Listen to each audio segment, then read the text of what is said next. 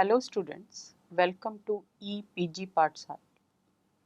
I am Kiran Gupta from Faculty of Law, University of Delhi. Today we are going to discuss about a module, the Women Right to Adoption, under the paper Women and Law and subject Women Studies.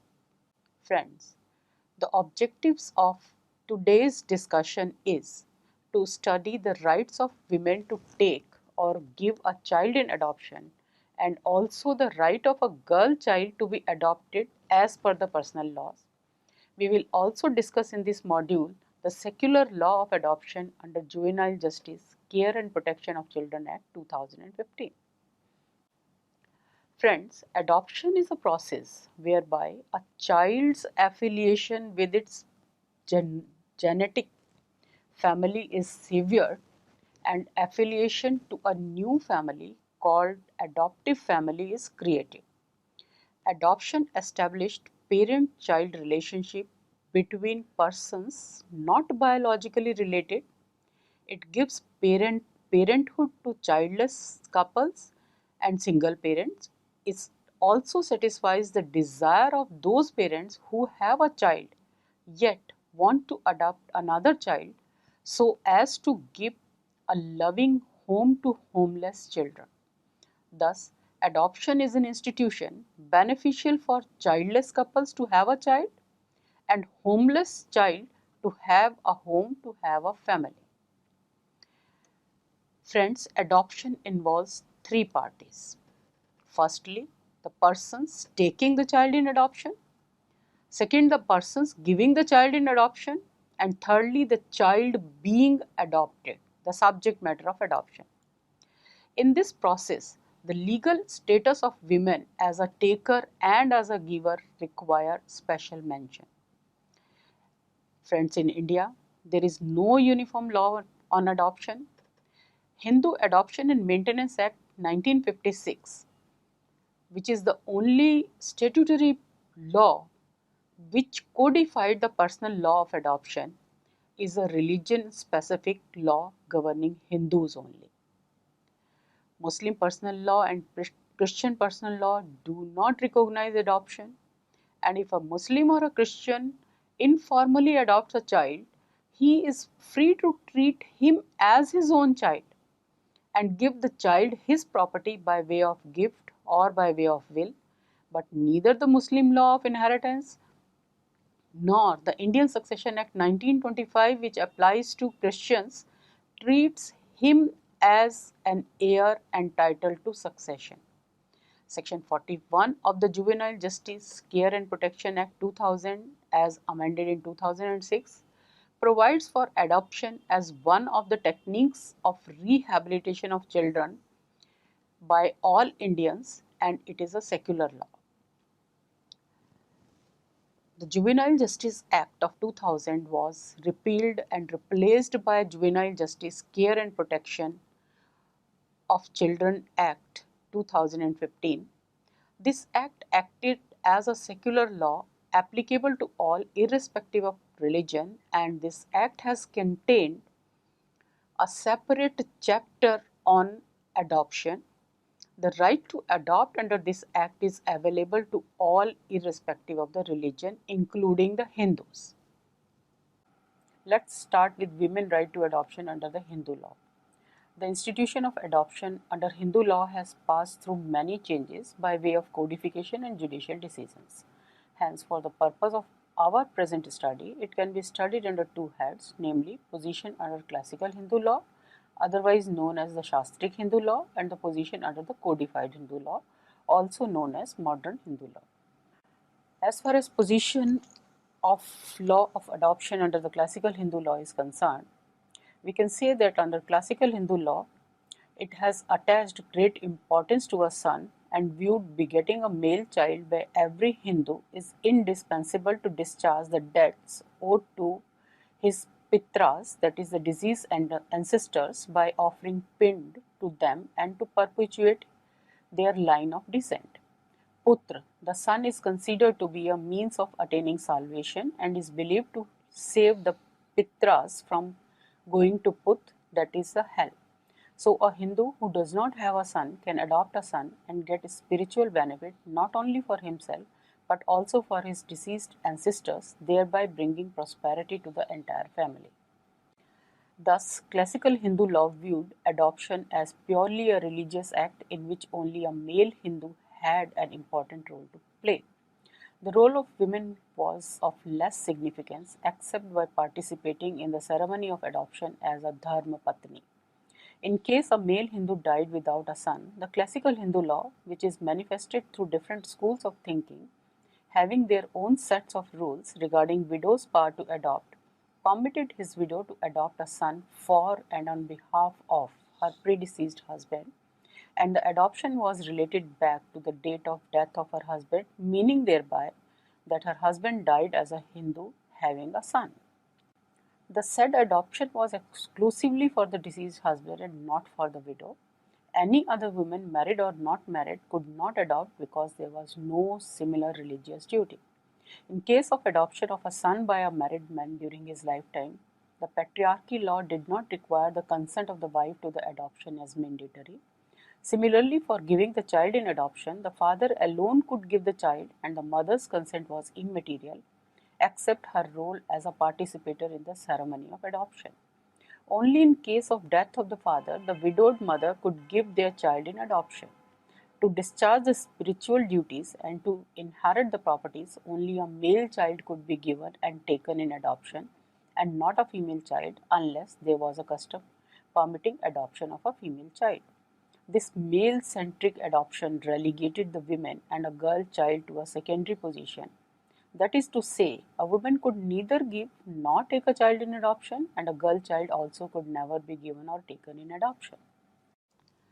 The Hindu Adoption and Maintenance Act 1956, shortly called HAMA, has brought in substantial changes and removed biases against women in many ways. The Personal Laws Amendment Act 2010, which amended some of the provision of HAMA, has further amended the law of adoption so as to confirm equal status for women in case of adoption.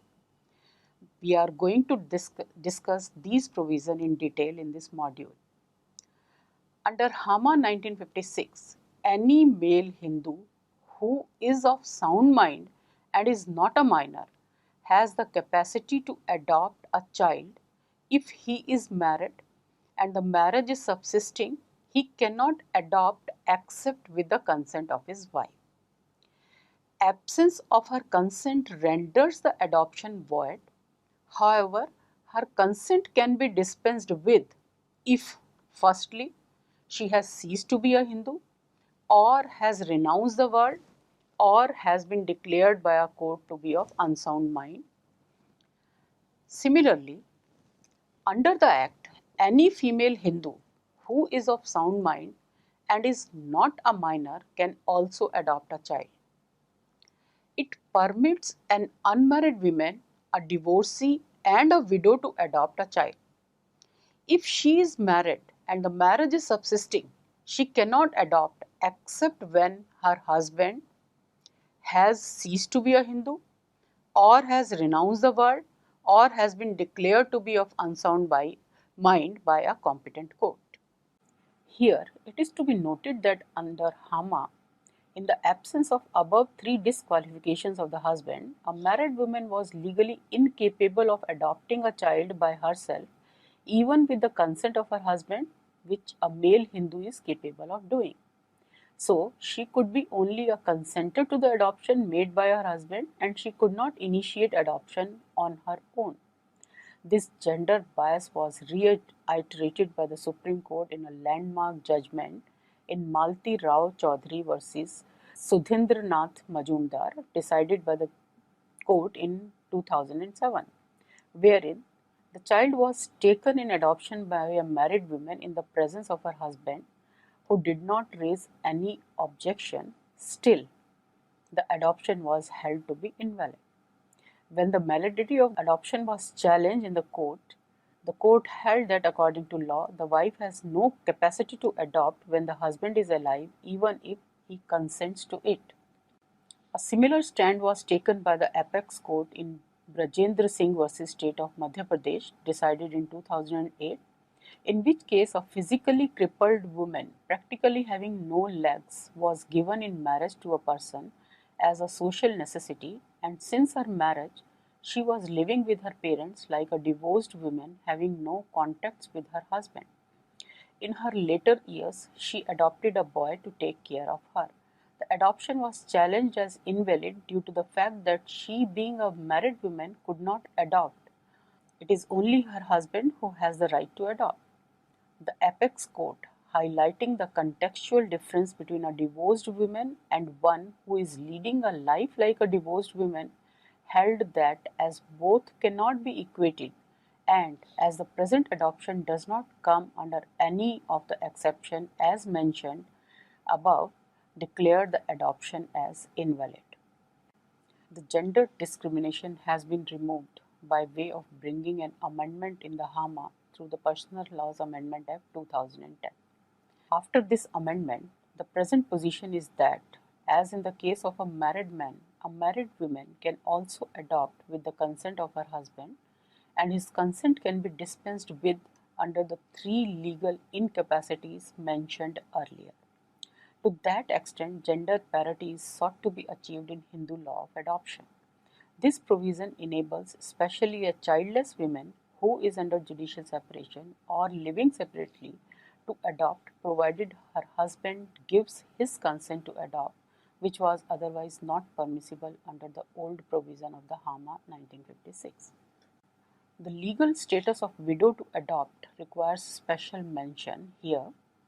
Firstly, because her position under classical Hindu law has been improved under HAMA 1956, by which she can adopt not only for her deceased husband but also for herself exclusively. But secondly, on the question, in case where a male Hindu leaves behind him his own widow and a widowed daughter-in-law, whether both the widows can adopt or whether a widowed mother-in-law cannot adopt a child in the presence of a widowed daughter-in-law. Codified Hindu law is silent on this aspect.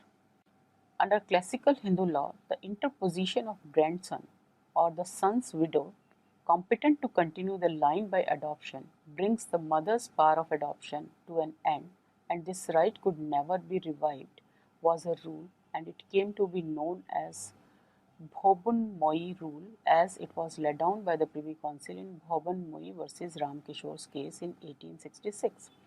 Under the HAMA 1956, there is no mention about this rule. The Bombay High Court in Mudaliar versus Basant in 1974 held that widowed mother-in-law's power could revive when the widowed daughter-in-law remarries. But the Supreme Court in Ningappa versus Sivappa in 2005 reiterated this rule and held that widow's power to adopt, once extinguished, cannot revive even if the childless widowed daughter-in-law subsequently remarries or died. This ruling is viewed by many Hindu jurists as against the religious tenets of adoption because it deprived the capacity of the widowed mother-in-law to continue the line of her husband when the opportunity was lost through widowed daughter-in-law's remarriage. It is also viewed as illogical because the widow's power to adopt, which was eclipsed during the possibility of continuance of the line by her widowed daughter-in-law, should be restored back to her once the possibility becomes an impossibility. Nevertheless, under codified adoption law, a widow is capable of adopting a child to herself and not necessarily to her deceased husband. It is her independent personal life. Right. Hence, the classical rule should be assessed in the light of the codified law. The amendment of 2010 also does not try to remove this anomaly and make the law clear. This is a grey area still existing in the law of adoption. Now, coming to the right of a Hindu female to give a child in adoption. Under HAMA 1956, a father could give the child in adoption only with the consent of the mother if she is alive, and the absence of mother's consent renders the adoption void. However, her consent can be dispensed with if she has ceased to be a Hindu, or has renounced the world, or has been declared to be of unsound mind by a competent court. Mother could give the child in adoption only if the father is not alive, or has ceased to be a Hindu, or has renounced the world, or has been declared to be of unsound mind by a competent court. Here also it is to be noted that mother was legally incapable of giving her child for adoption by herself, even with the consent of her husband, which a male Hindu was capable of doing. This was a bias existing under the Hama 1956. Under the Amendment Act of 2010, the mother's position has been changed. Now the father or the mother, if alive, shall have equal right to give a child in adoption. But such right shall not be exercised by either of them without the consent of the other, unless one of them has ceased to be a Hindu, or has renounced the world, or has been declared to be of unsound mind by a competent court. Thus, by the 2010 amendment, equal status is accorded to both the parents in matter of giving the child in adoption. An unwed mother can give her illegitimate child for adoption without anybody's consent. An adoptive mother cannot give the adopted child for adoption to someone else. Child once adopted can never be given in adoption. Similarly, a stepmother cannot give her stepchild for adoption. Mother for the purpose of adoption means the natural mother only. It does not include even the adopted mother.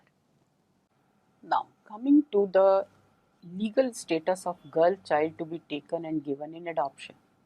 Analytically speaking, Hama 1956 has revolutionized the concept of adoption in the sense it has done away with the major bar existing under classical Hindu law that only a boy child but not a girl child could be adopted.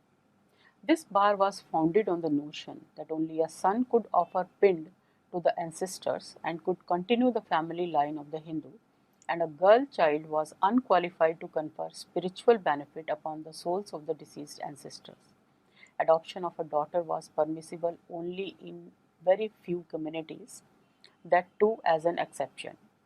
Now, the Act has conferred legal status on a girl child by providing that adoption can be of a son as well as of a daughter, and the only bar for adopting a daughter is that the adoptive parents should not have a Hindu daughter or a son's daughters living at the time of adoption.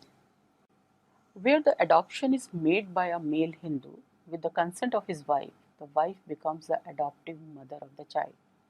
If the adoption is made by a bachelor or a childless divorcee or a widower who subsequently marries, his wife is deemed to be the stepmother of the child.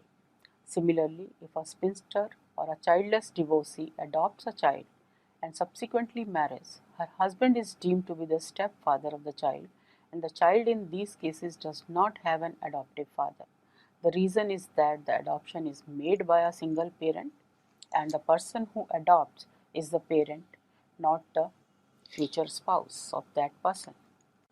The adoption of a child by a widow again raises an important legal issue, whether her deceased husband would be the adoptive father of the child. In other words, whether a child adopted by a widow is related to her deceased husband. The classical Hindu law evolved the paternal affiliation to the adopted child, but there is no express provision in Hama 1956 either confirming or abrogating the old rule. The high courts have given conflicting decisions. One view was that in the absence of express provision, the pre-act law on the subject would govern the situation, and the deceased husband of the widow would be deemed to be the adoptive father of the child, and the child would continue the line of the descent in the adoptive family. The second view was that he could not be deemed to be the adoptive father of the child because there is no express provision in the act to that effect. Moreover, by giving a widow a right to adopt exclusively for herself and making the adopted son not to divest the interest already vested in other persons in the adoptive family. The doctrine of relation back has been abrogated under the Act. The matter was set at rest by the Supreme Court of India in a few landmark cases, like in Savan Ram versus Kalavanti, decided by the Supreme Court in 1967. The court held that in the absence of an express provision in the Act, the old law is deemed to continue. Section 5, subsection 1 of the Act, worded as adoption by or to a Hindu, makes it clear that adoption by a widow would not only be to herself but also to her deceased husband, and hence the adopted child is to be treated as the child of the deceased husband also. In Sita Bai versus Ramchandra, the Supreme Court held that according to section 12, new ties are created to the child from the date of adoption in the adoptive family, and when the widow belonged to the family of her deceased husband, the child must also belong to the same family. A widow on the death of her husband does not lose the membership in his families. She retains his surname and continues to be a widow of the deceased Hindu, and so the child which she will adopt will also be a child of that family. In this case, the relationship with the deceased husband was established through adoption, and it did not mean that adoption was related back to the death of the husband, a concept which was abrogated by the Act. Here, it is to be noted that adoption by a widow is different from adoption by a divorced wife because divorce ends the marital relationship with the husband, and so all ties with the husband's family also removes. A son adopted by a divorcee does not enter into the family of her former husband, or in case of a remarriage subsequent to adoption, to that of her later husband. The conditions for a valid adoption under the Hindu Adoption and Maintenance Act are applicable to both female as well as male Hindu. If the adoption is of a son, the adoptive mother should not have a Hindu son or son's son or son's son's son, either by legitimate blood relationship or by adoption, living at the time of adoption. If the adoption is of a daughter, the adoptive mother should not have a Hindu daughter or son's daughter, either by legitimate blood relationship or by adoption, living at the time of adoption. In case of adoption of a male child, the adoptive mother should be 21 years older than the child. This is not required in case of adoption of a girl child by the adoptive mother. This rule applies mutatis mutandis for adoption of a girl child by a male Hindu. The child to be adopted shall be a Hindu child. The child should be unmarried and below 15 years of age unless custom permits otherwise. The same child cannot be adopted simultaneously by two females or two persons, except that husband and wife can adopt at the same time the child. The child to be adopted must actually be given and taken in adoption with an intention to give and take. There is no necessity of performing any ceremony, including Datta Homan, to give validity to adoption, which was necessary among regenerated castes under classical Hindu law. As far as formalities for adoption are concerned, Act does not prescribe that the fact of adoption should be in writing and to be registered. No other formality for adoption is prescribed in the Act. Adoption has to be as per the customary law, as per the customary practices.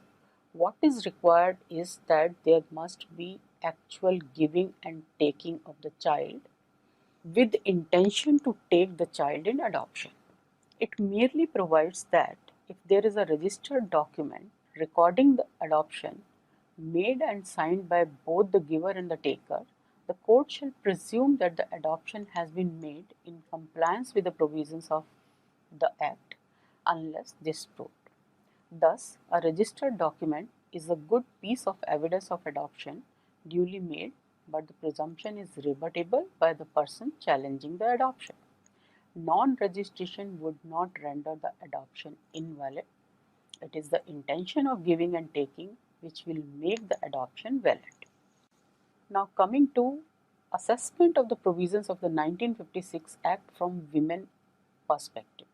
The 1956 Act and the amendments made to it in 2010 have improved the status of women in taking and giving a child in adoption and have rationalized the scheme of adoption in many ways. A married woman can give and take a child in adoption, however, subject to certain conditions, and she no longer needs to be a mere participator in the event, and her consent is mandatory for a valid adoption by her husband, and she can also initiate adoption like her husband. A spinster or a divorcee or a widow, irrespective of her marital status, can also adopt a child for herself. A girl child can also be adopted, but the only point of concern is that in the presence of a boy or a girl, the adopter cannot adopt another male child or a female child. As far as the status of, or the permission of, or the right to adopt a child in other personal laws is concerned, neither Islam nor Christianity nor Parsi religion legally recognizes adoption, and there is no specific law to that effect. The law of inheritance and succession does not acknowledge adopted child as a heir to propositus, and hence, even in case of informal adoption backed by custom, the child will not get inheritance rights, and child's interest can be protected only by way of bequesting the adopter's property through will or gift by the adopter himself or herself. There is no special legal status of women to be mentioned, as neither the women nor the men have the right to adopt in these personal laws. In Phillips Alford versus V. J. Gonsalve, the case decided by the Kerala High Court in 1999, the validity of adoption of a child by a Christian couple came up before the Kerala High Court, and the court held that right of a couple to adopt a son is a constitutional right guaranteed under Article 21, and simply because there is no separate statute providing for adoption, it cannot be said that the adoption made by the couple is invalid. This judgment underscores the need for a law of adoption for all Indians, male and female, who are otherwise deprived of their valuable right of parenthood under their personal laws. Friends, as we have seen, it is only the Hindu law which permits adoption. But in 2000, Juvenile Justice Protection and Care of Children Act 2000 was enacted, which was amended in 2006, and by the amendment, Section 40 and 41 were added to the Act, which provide for adoption of a child through court of law as a measure of providing rehabilitation and social integration to the child who is orphan, abandoned or surrendered, and who is in need of care and protection. Under the Act, any person, irrespective of his or her religion or marital status, or any childless couple, or any couple who is already having biological children, can adopt any number of children subject to the satisfaction of the court. This Act ensures a uniform law of adoption for all Indians who are otherwise prohibited under their respective personal laws to adopt a child. The adopted child will be treated equivalent to a biological child for the purpose of inheritance to the adoptive parents. The Central Adoption Resource Agency, called CARA, is the central nodal agency monitoring the implementation of the Act. In a move to consolidate and amend the existing laws, the Juvenile Justice Care and Protection of Children Act 2000 2000 was repealed and replaced by Juvenile Justice Care and Protection of Children Act 2015. The new act contains a separate chapter on adoption, prescribing conditions and procedure for in-country and inter-country adoption. The act specifically stipulates that the prospective adoptive parents shall be physically fit, financially sound, mentally alert, and highly motivated to adopt a child for providing a good upbringing to the child. In case of a couple, the consent of both the spouses for the adoption shall be required. A single or divorced person can also adopt, but a single male is not eligible to adopt a girl child. It covers the adoption of orphan, abandoned, surrendered children and also adoption by step parents and relatives. So not just the adoption by court of law, but even private adoptions are covered under the act. Under this act, child of any religion can be adopted by a person irrespective of that person's religion. Any number of children can be adopted, and it is irrespective of the fact whether the person adopting have their own children or not. The question about the conflict between the Hindu Adoption and Maintenance Act and the JJ Act arose before the court in re-adoption of Payal case, which was decided by the Bombay High Court in 2010, and the Bombay High Court in this case held that even a Hindu having a child of his or her own can adopt any child under the JJ Act. The adoption is regulated by the Central Adoption Resource Agencies, and the CARA has issued adoption regulations in 2017. Friends, in conclusion, we can say that personal law is an area wherein gender discrimination is allowed to exist on the pretext of religious practices. It is reinforced by patriarchal structure of family and society. Law at times connives at it, and if there is heavy pressure from the pressure groups working to make the laws either gender neutral or egalitarian, amendments are brought in. The role of judiciary in highlighting the lacunas existing in all personal laws and stressing the need for a uniform law of adoption to all Indians is commendable. The Juvenile Justice Care and Protection of Children Act 2015 is a step towards that direction and removes the barriers existing for Hindus under Hindu Adoption and Maintenance Act and makes adoption by a Hindu under the secular law more liberal. It also enables other religious people to adopt legally at par with Hindus. It is a legislation focused to give a safe and caring home for thousands of homeless children and is more child-centric. However, nothing in this secular law shall apply to the adoption of children made under the provision of the Hindu Marriage Act, as Hindus have the option either to adopt a child under the Hama Act or under the JJ Act. Thank you.